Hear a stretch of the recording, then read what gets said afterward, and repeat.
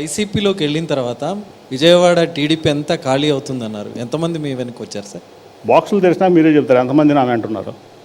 ఏం sir box polling తర్వాత కౌంటింగ్లో బాక్సులు తెరిచినప్పుడు ఎంతమంది ఉంటారో తెలుస్తుంది. గ్యారంటీగా విజయవాడ ప్లేస్లో తెలుగుదేశం పార్టీ అనేది సమాధి అయిపోద్ది, దాంట్లో ఎటువంటి సందేహం లేదు. మీరు పోలింగ్ రిజల్ట్ వచ్చిన రోజు చెప్పండి. ఇవన్నీ ఎన్నికల్లో మీ తమ్ముడే వ్యూహకర్త, ఇప్పుడు అతనే ఎందుకు శత్రువు? లేదు, నా తమ్ముడు ఎప్పుడు వ్యూహకర్త కాదు. నాకు అతను క్లెయిమ్ చేసుకుంటాడు అట్లా. ఎందుకంటే ఇప్పుడు ఎలక్షన్ ఉంది, ఇవాళ ఎలక్షన్ జరుగుతుంది, అనేక వందల మంది నా కోసం పనిచేస్తూ ఉంటారు. ఇప్పుడు ఎనీ ఆర్గనైజేషన్, ఇప్పుడు నేను ఒక ట్రావెల్ ఆర్గనైజేషన్, నా కేసీఎన్ ట్రావెల్స్ నడిపాను, దాంట్లో కొన్ని వందల మంది ఉంటారు. ప్రతి ఒక్కడు నేనే కష్టపడ్డాను అనికంటే కొన్ని వేల మంది కష్టపడతారు. ప్లస్ అతనేంటంటే నాకు అతనికి 99 జూన్ 24న మేము ఫ్యామిలీగా విడిపోయాం. అట్ ది సేమ్ టైం ఆస్తులు పంచుకున్నాం, అట్ ది సేమ్ టైం వ్యాపారాలు పంచుకున్నాం. అతనికి నాకు ఆ రోజు నుంచి హలో అంటే హలో తప్ప నాకు అతనికి ఎటువంటి సంబంధం లేదు. అతను చాలా వ్యాపారాలు చేశాడు, చాలామందిని మోసం చేశాడు, దివాళా తీశాడు.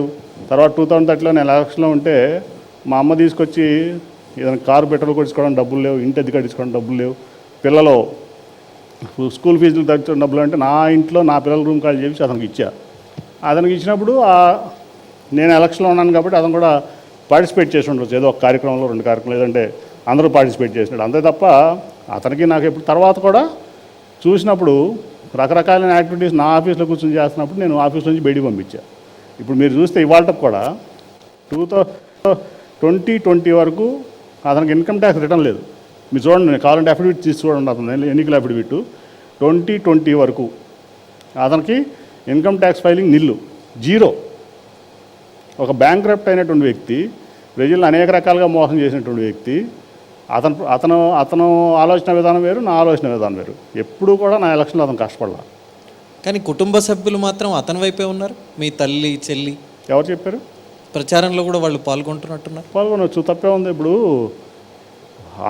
నాకుండేవాడు, నా కుటుంబ సభ్యులు నాకుంటారు, వాళ్ళ కుటుంబ సభ్యులు కొంతమంది అటు ఉండొచ్చు, ఇటు ఉండొచ్చు, తప్పేం లేదు దాంట్లో.